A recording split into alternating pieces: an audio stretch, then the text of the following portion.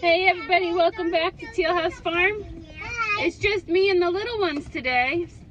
The big girls are with Daddy in town. They got gymnastics and dance tonight. Can I have it on you show them Georgie? You can show them Georgie in a minute. So I'm taking the little ones down to the market. We're doing a little grocery haul, which we'll show. And we'll, oh, kiss, okay. And we found some really good deals yesterday somewhere else, which I'll show you what I'm doing with that. And just kind of take you along for the ride and see what's going on. Hi. So if you may be thinking, gosh, you guys haven't had a grocery haul video for a while, and that's because we stocked up before we had the baby. I didn't really do a lot of shopping the last month I was pregnant, and I haven't done a lot of shopping this first month of being pregnant, or not being pregnant, of having the baby, because it's hard to get out of the house. So we have not done a big haul, and we won't do one this month. We're just kind of filling in, which is why we're going down to just the local grocery store, not going to like a Sam's Club. We're just taking a quick trip downtown to get some fruits and vegetables and fill in the blanks things, but we'll show those to you.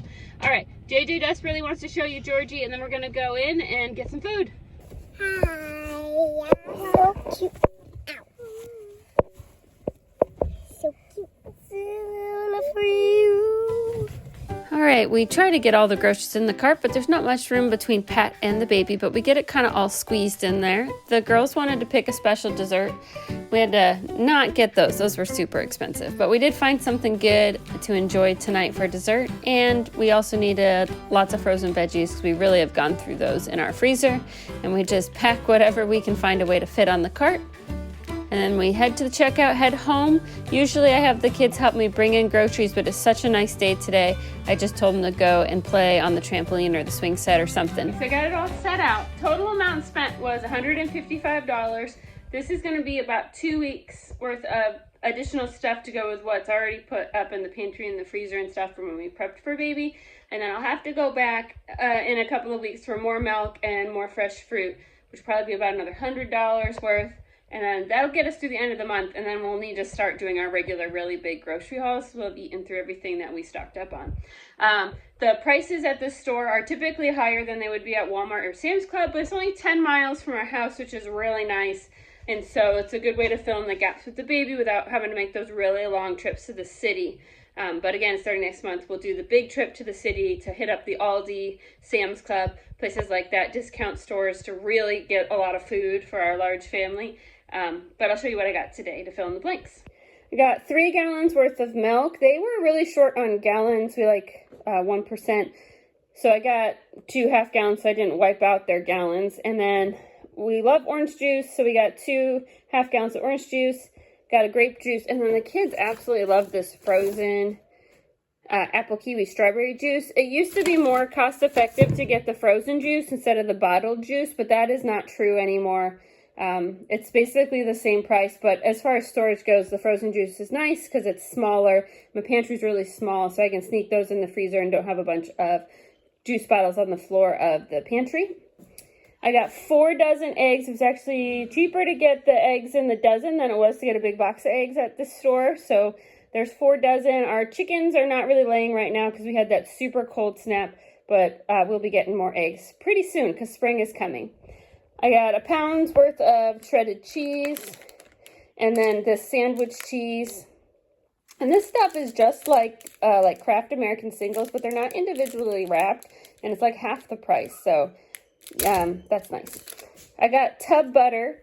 We used to be Whole Foods only, and then you'll know that when Sam went back to school, we couldn't afford that anymore. It just had to go away. And one of the last things I had to give up was using real butter only, and we now use margarine. But now that Sam has finished school, he started his new job, is making more money, so we're able to afford better quality products. Our goal, we've already paid off 1 student loan. We've paid off all of the remaining medical debt we had from Annie, which is ridiculous that we're still paying that because it's been so long. And then we've also met some of our savings goals. So we're kind of checking things off the list. And I hope that in about 2 or 3 months, we'll have paid down another student loan, and that we'll be able to then start putting more money toward groceries and getting better quality groceries because there'll be fewer monthly expenses. I got just 2 half loaves of bread. They didn't have a whole loaf in the kind of bread I wanted, and I have more bread in the freezer, but I just grabbed more while we were there. The kids, as far as the snack stuff goes, I got some. Just a second. We have a snack basket with free range snacks for snack time. So I got some applesauce cups. These are Ivy's favorites, so I grabbed those. And I got 2 bags of pretzels. And one thing I'm going to try is individually packing snacks, because the individual packed snacks are much more expensive. So I got some other things the other day. You're already getting on it, huh? Okay, go put them where they go. And I'll show you that. I think I have an idea to help save money on snacks.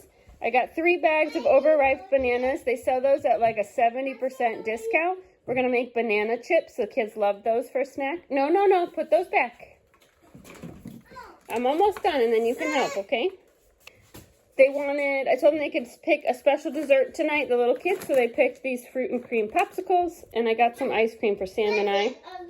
As far as disposable products go, I need these for the project we're going to work on in just a minute. And then I needed more kitchen trash bags, so I just picked that little box up as well. We needed more sugar and more brown sugar, so I just got small bags of those to kind of hold us over until I can go to a big box store next month and get big quantities. I got some frozen veggies, got some broccoli, got a couple bags of green beans and a mixed. Got a bag of potatoes, and then they had a couple salad kits on discount because they're going to go past date in a couple days, so we'll have those for dinner in the next couple of days, so that's really easy. Kids really wanted strawberries. So I got 2 packs. I don't know how ripe these are going to be, but they were happy. The mandarin oranges were only $3 a pack, so we got 2 packs of those. A couple bags of baby carrots and some celery. And there's a couple of cucumbers hiding here as well. And the only thing I think I forgot to mention is I just got 2 little containers of peanut butter. We go through a lot of peanut butter. And again, eventually, when we go to a larger store, we'll get a big, massive jar of peanut butter. Okay, I'm going to put this all away. And then we'll get on to our little projects and show you what we're kind of got going on with a couple neat things that we found this week and a couple things we're doing to try to save some money on groceries. Okay, we're going to get everything put away. All the fruit goes in this basket. I just keep this on the counter and the kids can reach it. And then we're going to try to get everything else away, everybody. Lends a helping hand so we can get stuff away faster. I don't know if anybody else has this problem with their deep freezer, but if I load up the deep freezer, close the door, and then go out to load something else up, I can't get it back open. It like suctions closed, and you have to wait 5 minutes before you can finish putting away your groceries. Then I make dinner. We just having some leftover pizza, and then some of the strawberries we got, and some cucumber slices. And then for me for dinner, they have these chicken sandwiches at the Dollar Tree for $1, and they're probably not the best for you, but right now, just being early postpartum and just having so many things to do, I really like keeping a few in the freezer, having some leftover Caesar salad and one of those sandwiches, and get me dinner on the table in less than a minute and a half. So super fast, because as soon as I start eating, the baby knows it's time to eat too. Okay, something new I'm going to try to help save some money on groceries is to start packaging snacks from larger bags. So I don't want to make snack every time it's snack time. The kids have one snack time in the afternoon. The older kids are kind of allowed to grab a snack if they're hungry, because I know that they're able to understand that, don't get a snack an hour before dinner means don't get a snack an hour before dinner. But especially the little guys, like they have a designated snack time. I don't want to have to prepare snacks. It's like one more thing on my big list of things to do that I don't want to have to be responsible for. So if you're going to comment below, you should just cut them up, oranges and apple slices with cheese cubes, and put them out on a cute little tray for them. Like, that's super cool that some people do that. But I have 7 kids, and I have a homestead to run and a household that runs with a lot of manual labor by me. I don't want to add snack time to that manual labor list. And so in order to cut costs, though, because prepackaged snacks, like things have inflated, but prepackaged snacks feels like it's gone like this. Like even the snacks that are bad for you that used to be like $1, like the toasted cheese crackers, like the orange crackers, what I'm talking about, with the cheese in the middle in the sandwich. Those are like 3 or 4 times the amount. So then you look at your budget and you realize for every one of the kids have at least one snack a day, and it's prepackaged, I'm going to spend like $400 or $500 a month, and that's just ridiculous. I don't want to go without snack time.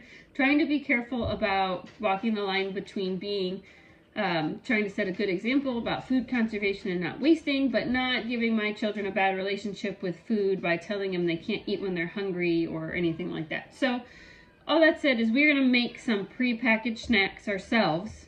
And we're gonna see just kind of how it goes. So I'm trying 3 different things. I have 2 of these bags of pretzels. My kids love pretzels. These bags were $1 each, so that's pretty cheap. I also got a bag of whales, which is the off-brand goldfish. This was also $1. And I just dug through the pantry. I have a giant bag of peanuts that I use to make peanut butter sometimes, some craisins, and some chocolate chips, and we make like a really small trail mix that they could choose as well. I thought about what I wanted to put these in when I portioned them out, and I thought about using half-pint mason jars, and then I kind of had this vision of little kids dropping them and breaking toes because they're kind of heavy, or breaking jars. If they dropped them in the kitchen on the tile, a jar might break. So I've decided for right now,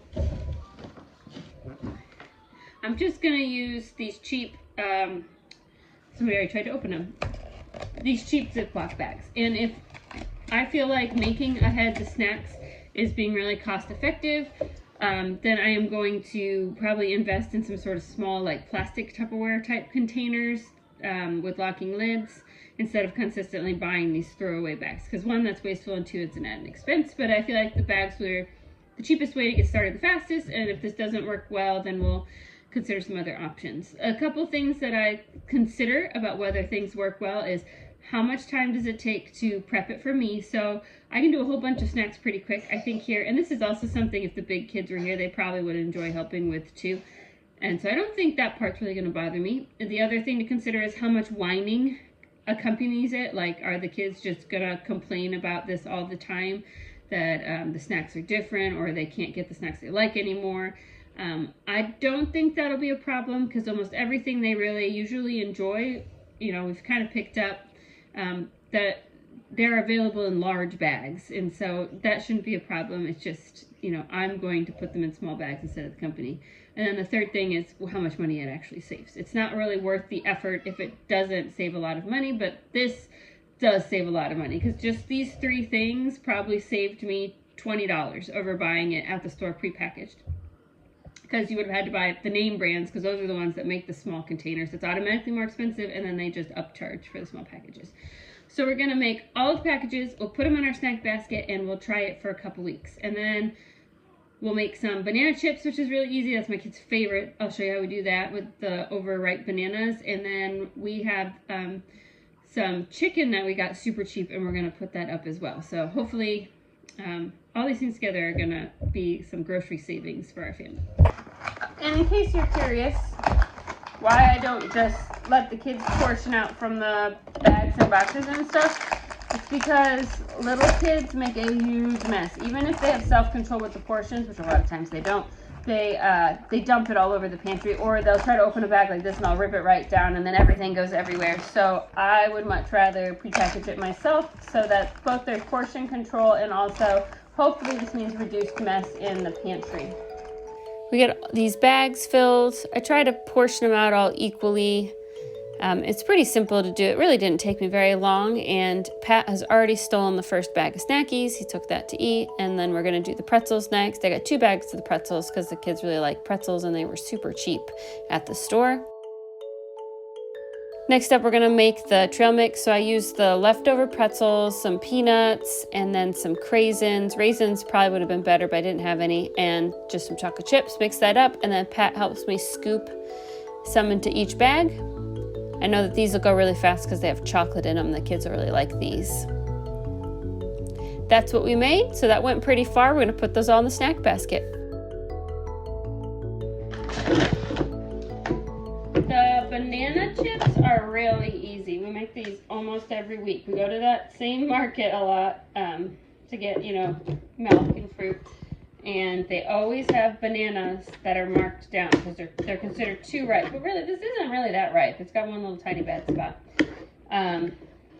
So here's my hack. I cut off all the bad spots. I put those in a bag in the freezer. And when I have about 3 bananas worth of bad spots, then I make banana muffins. So like nothing goes to waste. With the banana chips, we just kind of try to slice them uniformly. Can't speak today. Doesn't have to be perfect. And then we take the dehydrator trays, and And we just lay them out. You don't want, they can touch, but they can't be on top of each other. We fill the trays all the way up. We put them on the dehydrator and just plug the dehydrator in. I do not have a fancy dehydrator. There are some really cool dehydrators out there. I have a really basic one that I think cost me $60 when I bought it. I'll link it below, or the most similar one I can find from the same manufacturer. This one is probably 10 years old. It's a Presto Dehydro, but 10 years is I mean, that's a pretty great investment, right, for $60. And I use it basically every week all year round, so it's lasted a really long time. But this does not have any temperature settings or timers or anything. You literally just plug it in and it goes. If you do not have a dehydrator and don't want to buy one right now, you can dehydrate in your oven. You can use a cookie cooling rack, and you might spray it with some nonstick spray just because the oven's a little bit hotter than a dehydrator. Especially something sticky like a banana, that might be worth it. But you put the oven on the lowest temperature it'll go on, which for most ovens is probably 180, it might be 200. And start checking them after 2 hours. So they'll dehydrate faster in the oven. A dehydrator is a little bit better as far as keeping nutrient quality because it is cooler than an oven will go. But at the end of the day, either way will save you a lot of money putting the effort into dehydrating, and you can have a really good way to use up fruits and vegetables that you can buy on discount but might not be able to eat fast enough fresh. Okay, next morning here. So our banana chips are all done. I'm going to have the girls put them in a jar here in a minute, though the kids are all picking at them. I don't know how many are going to be left put in a jar. But the other day, I went to Walmart to grab, we were trying to find some shoes for Mike, and we actually didn't find any. But they had rotisserie chickens 50% off at the front in the cooler from the night before. This was early in the morning. So I grabbed them and I put them in our fridge, and now I'm going to shred these and put them into dinner-sized portion bags to be used for dinners. Some of you had commented on a previous video that you like to freeze the rotisserie chickens, and I'm really curious if you're freezing them whole on the bones and how on earth you cook them after. So if that's you, comment below because I'm curious. But I'm going to shred these, and that'll leave 2 small chicken carcasses, and then we're going to use those to make chicken broth. We just made bone broth the other day, but I want to make some just plain old-fashioned chicken broth as well because I'm kind of short on that in the pantry.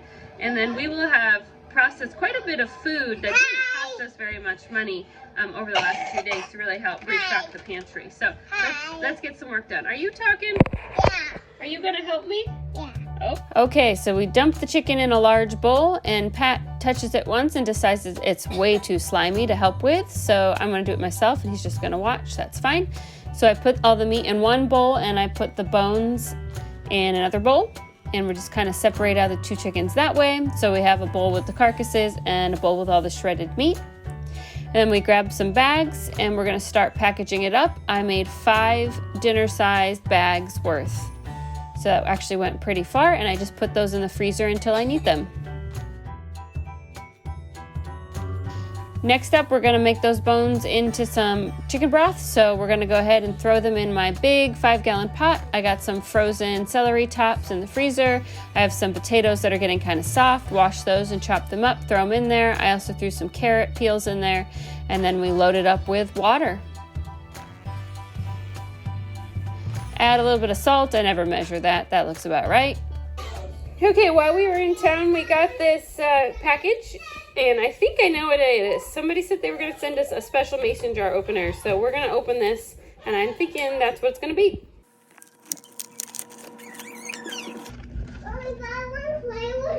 Okay, it's almost time to eat. There it is. I usually open mason jars with a spoon, which can sometimes bend the lids, which means you can't use, they're hard to use to like store leftovers in. You're not supposed to reuse canning lids. I'll just leave that right there, but obviously you don't want your lids bent, if you know what I'm saying. So we're gonna open up some oranges for today, so let's see how well this works. I'll let Mikey give it a try. It was the lack of my strength. I felt like the air come out. There you go, you got it. You had it. Yeah, it popped it right off. It's like a little magnet. And usually when you use a spoon, the corner comes up, and so it's still nice and circular. Cool. Super cool. Thank you so much, Anne Marie, for thinking of us. We really appreciate that. Okay, so our broth is all done. I let it simmer for like 2 hours. It's got some nice color to it. It smells great. So we just need to strain out. I'm going to turn it off, let it cool a little bit so I don't burn myself. And then we're going to strain out all the stuff. And then to can it, you'll just bring it back to a boil and then use your hot prepared jars. I have a step-by-step, like in-depth of this recipe and canning. I'll link that below if it's something you want to try, but it's pretty simple. If you can't can today, then you can actually strain it, put it in the fridge, and then you have 2 days, and then bring it back to a boil, and then you can actually do that cycle one more time. So you can actually push off canning 4 or 5 days that way if you just don't have time to do it right away. I am going to take about half of this and put it in the fridge because this week I want to do chicken and dumplings for dinner one night. I'm going to make some chicken noodle soup, and that's going to use a lot of this. And then the rest of it we're just going to can in some pint jars to have on the shelf for when we need it in the future. Thanks so much for watching, everybody, and we will see you again next time.